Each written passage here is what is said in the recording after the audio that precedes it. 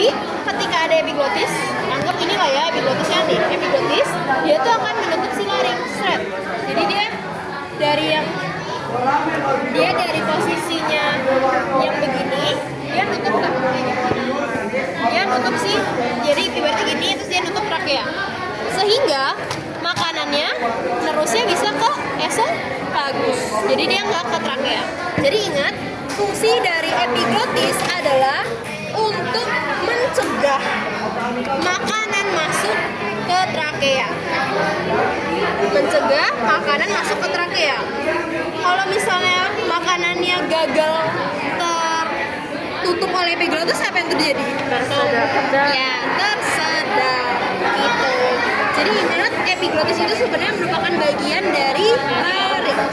Dia ibaratnya ini laringnya, dia nutup shred gitu. Jadi makanan langsung bisa menerus ke esofagus.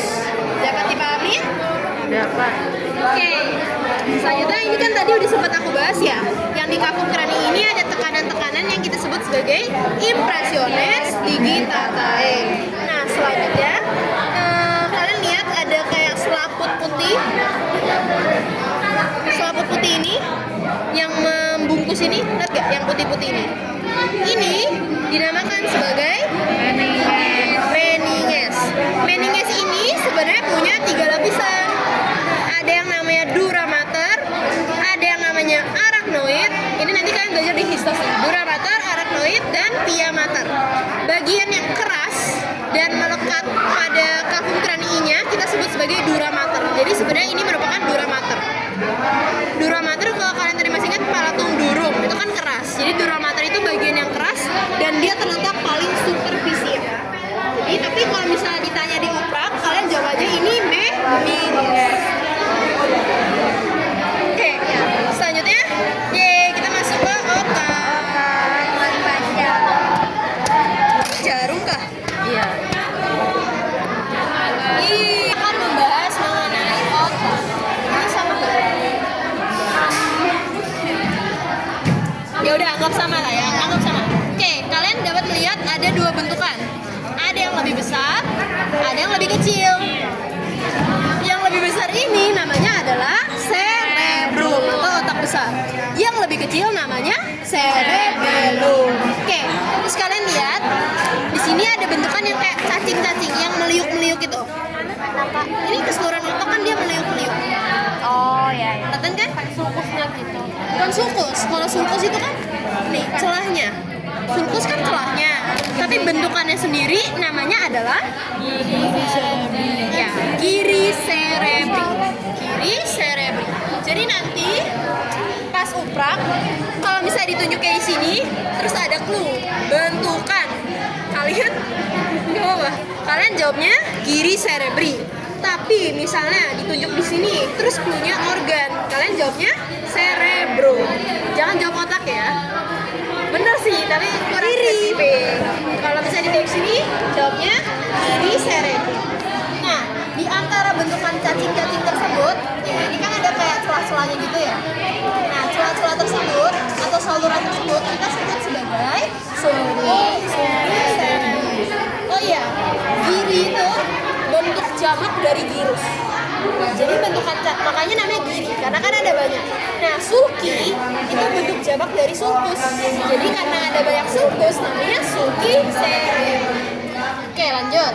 Nah, di sini kan ada banyak arteri-arteri ya. Nah, seluruh arteri yang memvaskularisasi cerebrum kita sebut sebagai arteri cerebri.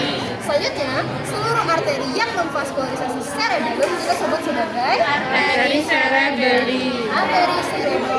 Selanjutnya, otak ini kan seperti nanti akan terlihat terbagi menjadi 2 ya.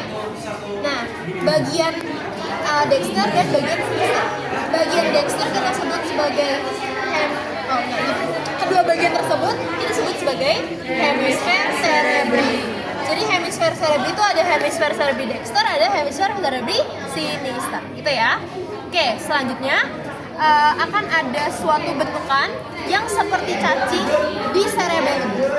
Dan kalau misalnya penunjukannya tuh dia hanya di tengah sini.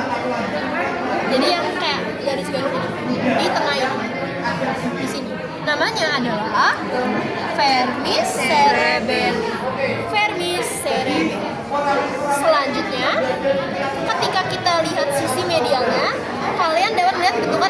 pohon. Bentukan seperti pohon ini kita sebut sebagai arbor vitae. Jadi bentukan kayak daunnya kayak pohon ini, bentukan kayak pohon. Bentukan ini kita sebut sebagai arbor vitae. Tapi kalau bentukan cacing di tengah sini kita sebutnya sebagai Vermis cerebelli. ya, Vermis cerebelli arbor vitae. Oke, selanjutnya kita dapat melihat adanya suatu garis yang imajiner yang seakan-akan terlihat membelah otak menjadi dua bagian. Kalau misalnya yang sini yang membagi antara hemisfer dexter dan hemisfer sinister, kita sebutnya sebagai Viscera longitudinalis cerebelli. viscera longitudinalis cerebelli. Tapi kalau misalnya yang membagi antara cerebrum dan cerebellum, jadi yang ini kita sebutnya sebagai viscera. Nah, ini kan agak susah ya nanti nunjuknya. Pasti kita kasih clue. Jadi misalnya ditunjuknya di sini, terus ada clue, torehan atau robekan. Kalian jawabnya viscera longitudinalis transversa cerebelli. Tapi kalau bisa ditunjuknya di area sini, kalian jawabnya viscera longitudinalis cerebelli. Absen.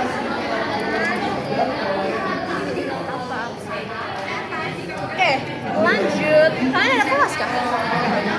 Oke, lanjut ya. Selanjutnya kita akan membahas mengenai arteri inervasi. Jujur ini pakai PPT agar lebih bagus. Jadi nanti ini kaudal, karena cerebellum itu kaudal, kranial kaudal. Di paling kranial, sebenarnya masih ada bekas sedikit. Kita dapat menemukan suatu bentukan. By the way, PPT nya udah dikirim belum? Nah,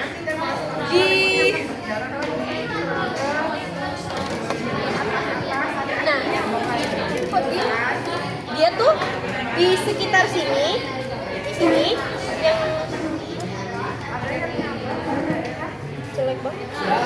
Di paling kranial ini kan dorsal. Tadi siapa yang nanya? Ini dorsal, ini ventral. Oke, di sisi ventral, kalian lihat gak ada bentukan kayak gelembung? 1, 2. Kelihatan ya, 1, 2. Nama bentukan ini adalah bulbus olfactorius. Bulbus olfactorius ini warna putih. Dia ini kan kebuka ya, tapi kalau bisa dia utuh, dia bentuknya kayak bolt, kayak bulatan gitu lah, gelembung. Namanya adalah bulbus olfactorius. Nah, tapi salurannya yang ini, kebayang salurannya yang ini, kita namakannya sebagai tractus olfactorius. Jadi kayak ujungnya itu si bulbusnya, terus salurannya namanya tractus olfactorius. Tractus olfactorius. Selanjutnya kita tuh ibaratnya bisa melihat kalau misalnya diuprak nanti cluenya daerah. Kalau misalnya ada clue daerah, dia tuh kayak membentuk suatu segitiga. Ini kan traktusnya nih, traktus. Jadi di tengah-tengah traktus di sini set. Dia kayak ada bentukan segitiga, dapat dibayangin.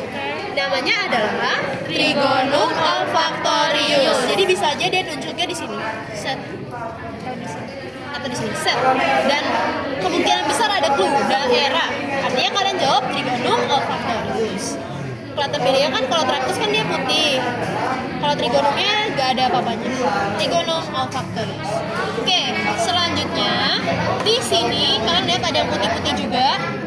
Yang ini kita sebut sebagai tractus opticus. Tractus opticus. Nah, tractus opticus ini di tengah dia tuh akan menyilang gini, menjadi titik pertemuan. Namanya kalau misalnya di titik pangkalnya sini kita sebut sebagai chiasma opticus. Chiasma opticus. Persilangannya di pangkal Di tengahnya gini. Yes, di focarsium, di tengahnya sini. Chiasma opticus. Oke, selanjutnya kalian dapat melihat ada sebenarnya suatu lubang. Tadi ada yang ada deh. Yang mana ya? Ada lubang ini. Kan ini tractus opticusnya. Terus ini ada lubang. Kelihatan? Kalau di sini ya ini yang di antaranya situ. Tapi kalian lihat gak kayak kalau digabungin ada lubang kecil. Dia itu ada di caudal dari Tractus opticus. Jadi yang ini kelihatan, yang ini itu namanya adalah recessus infundibuli. Jadi kalian bisa taruh catatan recessus infundibuli itu di caudal dari Tractus opticus. Ini Tractus opticusnya, ini recessus infundibuli. Oke, selanjutnya kalian lihat gak ada bagian yang menonjol ini? Kelihatan? Tadi caudalnya apa Tractus? Tractus opticus. Kalau di sini yang ini, kelihatan? Kan ini karena terbagi dua, yang ini. Kelihatan ya? Apa itu? Belum. Ini kan recessus atasnya, terus bawahnya ada kayak bentukan tonjolan seperti kelenjar mamai. Mana ini? Oleh sebab itu namanya adalah Corpus mammillae. corpus mammillae. Corpus mammillae. Selanjutnya kalian lihat gak? Ini kan tadi ada yang menonjol, terus ada yang datar. Seret, seret. Kelihatan ya, kebayang? Datar. Namanya adalah pedunculus cerebri. Pedunculus cerebri. Selanjutnya kalian lihat gak? Ada bentukan yang seperti buah pir. 1, 2. 1, 2. Kalau di sini artinya dia yang ini. Oke, bayang bentukan kayak pir. Yang ini. Berarti yang ini. Iya, dia di lateral dari si pedunculus. Namanya adalah lobus piriformis. Di mana? Oh, lobus piriformis ini fungsinya untuk membantu indera penciuman. Lobus piriformis untuk membantu indera penciuman. Ingat, patokannya lobus piriformis itu dia ada di lateral dari pedunculum cerebri. Berarti dia yang ini apa yang ini? Yang ini kan pedunculum. Bagian yang datarnya pedunculum, Oh, iya. di lateralnya si lobus piriformis. Ingat, dia untuk penciuman. Selanjutnya, kalian lihat ada bagian yang menonjol lagi, yang ini. Yang di sini. Nah, bagian yang menonjol ini namanya adalah pons. Dia akan menghubungkan antara si otak atau cerebrum dengan medula spinalis. Medula oblongata. Pons. Oke. Oke, pons ya. Selanjutnya kita mundur lagi ke belakang. Yang ini. Set. Kalian lihat gak? Ini kan masih coklat, ke bawahnya udah warnanya putih. Nah, yang warna coklat ini adalah medula oblongata.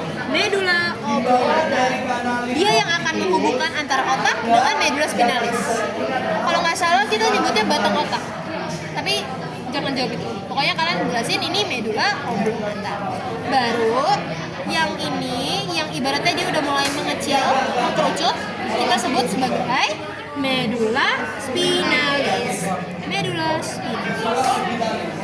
Oke, selanjutnya kita bahas ke bentukan-bentukan yang di sini. Kayaknya yang ini lumayan bagus. Gak jadi. Oke, ini kan tadi cerebrum dan cerebellum. Terus di antara cerebrum dan cerebellum ini kita dapat menemukan adanya bentukan seperti dua bungkul. Nah, ini cerebrum cerebellum. Terus kalian lihat gak? Set, ada dua bungkul. Ada yang lebih kecil, ada yang lebih besar. Kelihatan? Ada yang lebih kecil, ada yang lebih besar. Yang lebih besar karena dia, ingat ini kranial, namanya adalah colliculus yang ini ya, colliculus rostralis. Terus yang di bawah yang lebih kecil namanya adalah colliculus caudalis. Ini boleh dicatat. Kalau yang colliculus rostralis fungsinya untuk membantu visual atau penglihatan. Kalau yang colliculus caudalis fungsinya untuk membantu pendengaran. Jadi yang satu untuk visual, yang satu untuk pendengaran. Gitu ya. Oke. Terus selanjutnya di sisi sini. Oke, ini agak membingungkan. Ini kan tadi si colliculus ya. Colliculus rostralis, colliculus caudalis. Nah, di atas dari colliculus itu, di pucuk sini, yang ini, bagian sini kita sebut sebagai hippocampus. Hippocampus. Jadi dia di atas, persis atasnya colliculus di sini. Oh, berarti kalau dari yang sini yang Australisnya tuh yang ini lebih dalam lagi apa ini? Kan tadi ini si colliculus, di atasnya persis ada hippocampus. Selanjutnya dari hippocampus, lihat gak yang warnanya kuning-kuning gini? Kelihatan? Jujur warnanya sama. Iya sih, tapi dia lebih beda dikit. Lihat gak, ini lebih pucat, ini lebih kuning. Nah, yang bentukannya lebih kuning ini kita sebut sebagai corpus callosum. Ya, corpus callosum. Jadi yang ini ya. Jadi ini corpus callosum. Nah, corpus callosum kalau misalnya kita congkel, kan ada salurannya ya. Nih ada jalurnya, ada apa ya? Celahnya atau sulcusnya, betul. Jadi itu dia di atas atau di dorsal dari corpus callosi. Namanya adalah sulcus corporis callosi. Jadi yang ini corpus callosumnya. Di atasnya, di celahnya, yang ini namanya adalah sulcus corporis callosi. Sulcus corporis callosi. Hippocampusnya di mana? Hippocampusnya tadi yang di sini. Dia tepat di atasnya colliculus. Nah, selanjutnya Colliculus. iya, kan colliculus. Nah, selanjutnya oh, ini lebih bagus. Tadi kan yang ini colliculus rostralis, yang ini colliculus caudalis. Terus yang ini, yang putih ini, itu sih corpus callosum. Corpus callosum. Atasnya namanya yang ini sulcus corporis callosi. Sulcus corporis callosi, yang ini corpus callosum. Terus hippocampusnya tuh yang ini, dia di pangkal sini, di sini. Kalau kalian lihat tuh emang kayak gak gitu terlihat perbedaannya, cuman ditunjuknya pasti di pangkal. Kalau korpusnya dia agak di tengah sini. Oke, terus kalian lihat gak ada yang kayak gini, benjol kecil ini? Kelihatan yang ini? Ini adalah Secuil kecil itu, Kak. bukan, iya. Talamus. Iya. Sebutin semua pakai Pinealis, ye, betul. Ini adalah glandula pinealis. Jadi kalau dia di bawah di kranialnya colliculus. Ya, betul. Di sini ya, glandula pinealis. Kalau yang hippocampus, Kak. Hippocampus di atas sini. Terus yang kayak biji itu Colliculus rostralisnya yang Ini. terus yang ini apa? Yang ini nih, ini glandula pineal tadi. Ingat gak glandula pineal tuh lokasinya di mana? Lokasi, fungsinya apa?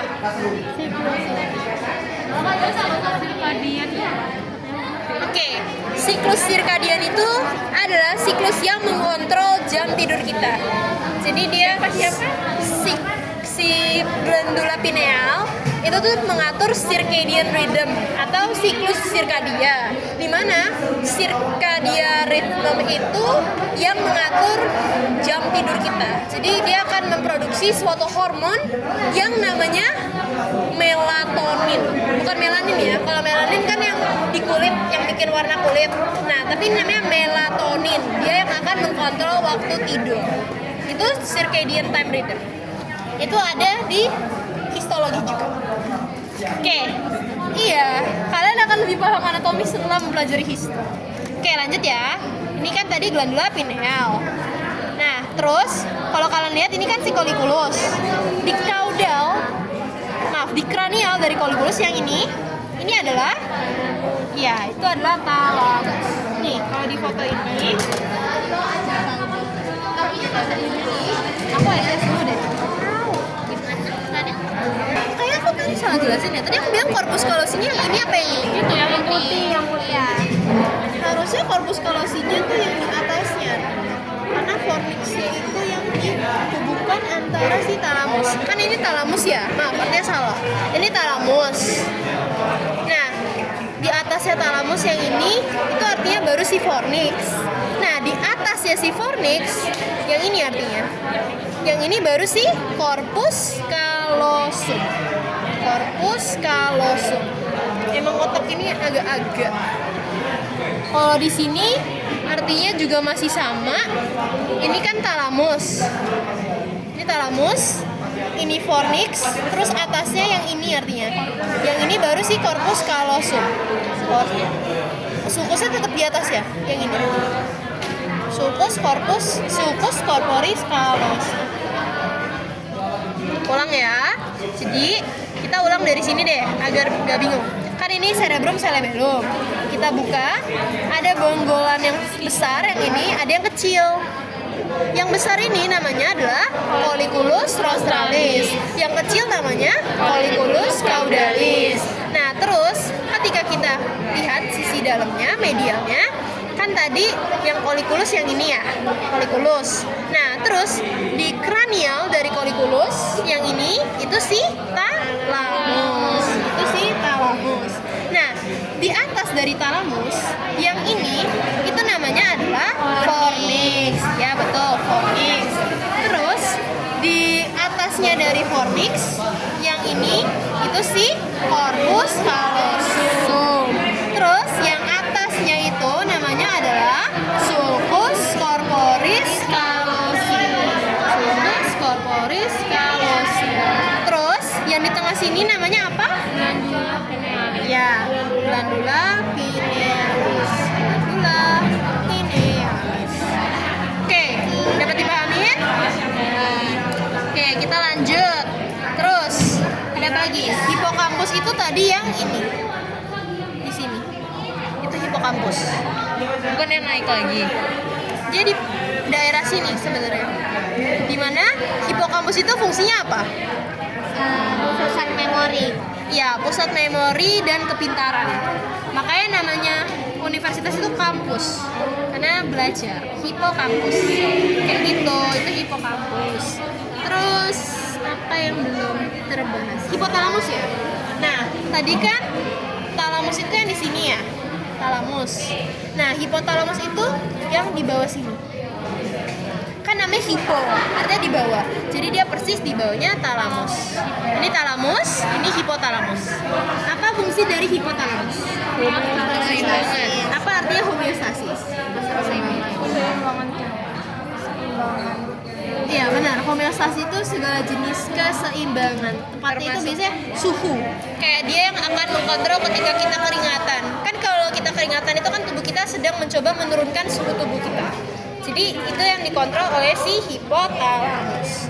Kalau misalnya secara teori, si hipotalamus itu dia akan sejajar dengan recessus infundibulum. Recessusnya tadi yang kelihatan yang ini bukan? Yang mana ya recessus yang kelihatan? Lubang. Iya. Caudal tractus. Ya, caudal tractus. Kan ini tadi tractus ya. Sini recessus infundibulum. Jadi dia posisinya di sekitar sini. Kan ini talamus. Terus bawahnya hipotalamus. Terus hipokampus yang ini di sekitar sini. Pinealisnya di sini yang ini. Lihat gak? Tonjolan kecil. Kalau yang ini tadi lebih jelas kayaknya. Glandula pinealnya tuh yang ini nih. Kelihatan kan? Yang ini. Glandula pineal. Nah, dari sini paham tidak? Dapat ada bayangannya? Glandula pineal. Terus kalau yang di atasnya talamus apa? Fornix. Terus di atasnya lagi? Corpus callosum. Terus alurnya? Sulcus corporis callosum. Oke, terus kalau misalnya aku tunjuk yang ini, namanya apa? Lobus. Lobus piriformis yang ini. Bukan. Penonjolan sebelum medula oblongata namanya? Namanya P. Ya, pons. Pak, kalau medula oblongata itu hubungin cerebrum atau cerebellum? Hubungin otak sih bilangnya, hubungin otak dengan medula spinalis. Yes. Tapi kalau pons cerebrum. Iya. Kalau piramis apa? Piramis. Iya. Iya, piramid. Belum tadi. Piramis kok aku lupa ya? Tonjolan Piramis itu dia yang di Medlo Oblongata bukan ya? Iya.